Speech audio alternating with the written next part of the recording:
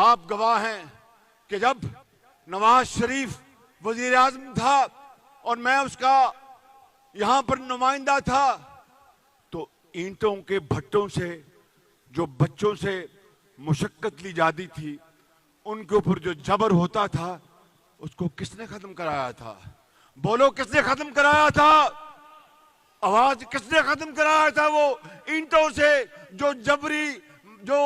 بچوں سے محنت کرائی جاتی تھی، ظلم کیا جاتا تھا، کس نے ختم کرایا تھا اینٹوں کے بھٹوں سے؟ نواز شریف نے، اور ہزاروں بچوں کو وہاں سے نکال کر ان کے ماں باپ کو وظیفے دیے، اور ان بچوں جن کے کاندھوں پر مٹی اور گارا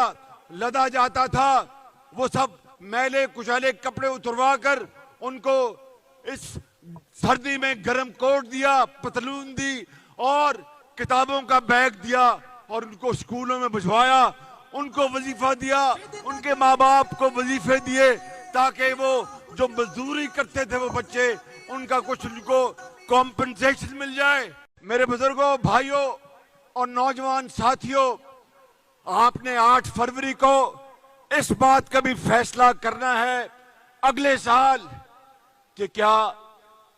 ہم نے تو نوجوانوں کو گالی گلوچ نہیں سکھائی، ہم نے تو نوجوانوں کو یہ نہیں کہا کہ جا کے پتھر مارو اور جا کے آگ لگا دو۔ نواز شریف کی جب بیٹی کو نواز شریف کے سامنے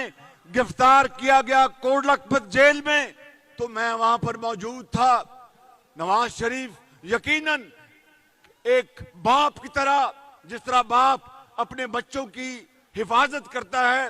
اس کو بھی اپنی بیٹی کی گرفتاری اپنی آنکھوں کے سامنے بڑی دل پر تکلیف اس کے گزری ہوگی، لیکن اس نے تو یہ نہیں کہا کہ جا کے کور کمانڈر ہاؤس پر جا کر پتھراؤ کرو، جی ایس کیو میں جا کے پتھراؤ کرو، جا کے گجرانوالہ کے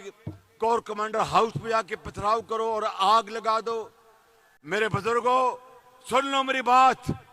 میرے بزرگوں، بھائیوں اور بہنوں، 9 مئی کا واقعہ ایک بڑا دل خراش واقعہ تھا۔ 9 مئی کا واقعہ ایک بڑا دل خراش واقعہ تھا۔ کیا مجھے بتائیں ان شہیدوں کے بچے، وہ شہید جو دہشت گردوں کا خاتمہ کرنے کے لیے انہوں نے اپنی جانیں